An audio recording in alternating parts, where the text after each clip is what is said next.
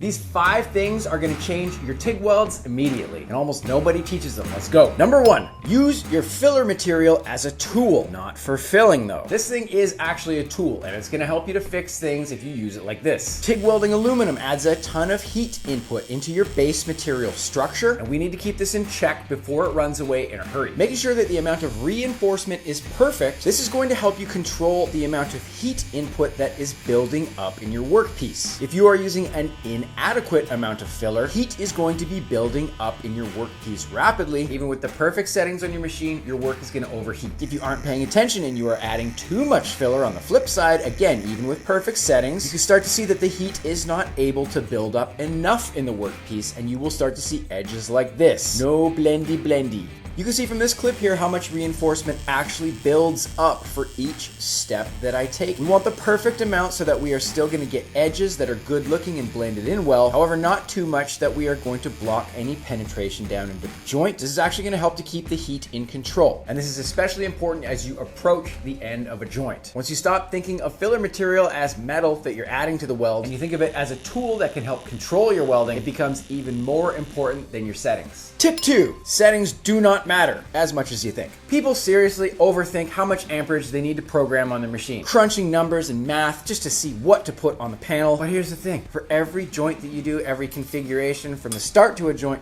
to the finish, amperage is never consistent. It's typically colder at the start, it's going to require more heat, and it fluctuates all the time throughout each pass. Do not overthink this, please. Set your panel for about 15 to 20 more amps than you think you may need. Obviously, not everybody is going to be using a foot pedal, but if you are the boss. Goose things nice and hot at the start. Get that heat up. Establish things quickly, and then monitor and back off as you start to move. This gives you a lot of freedom as you approach the end of a weld as well. Honestly, you're going to be able to control things a lot more paying attention to these details with your foot pedal and the amount of filler that you're using than getting the perfect amperage on your machine is ever going to do for you. Tip number 3, your hand position is killing your weld. Look at this here. Can you see what's wrong? This is something that I teach all my students, and it's really important. If you anchor the butt of your hand to the table like this here, you can see how much comfortable range of motion I get. Pretty short, right? Take a look at this one here. You can see my arm is planted, and about mid forearm is my pivot. And you can see how much more of a comfortable range of motion that I get in this comfort zone. Some people prefer to rest their hand like this and they start to slide. In my opinion, it leaves way too much to chance. I always get my arm caught on something stupid. It's jittery and jumbly on the edge of a table. It's not always smooth. If you learn to travel supported by this part of your arm, you get much more bang for your buck as far as each pass that you do. Again, this is my opinion, but this is what I teach in my textbook and teach all my students. Tip number 4, the first inch is everything. This is the most important part of every weld that you do. I guarantee this. Remember I told you to get into the heat a little bit quicker right at the start of a weld? This is to sit things down and establish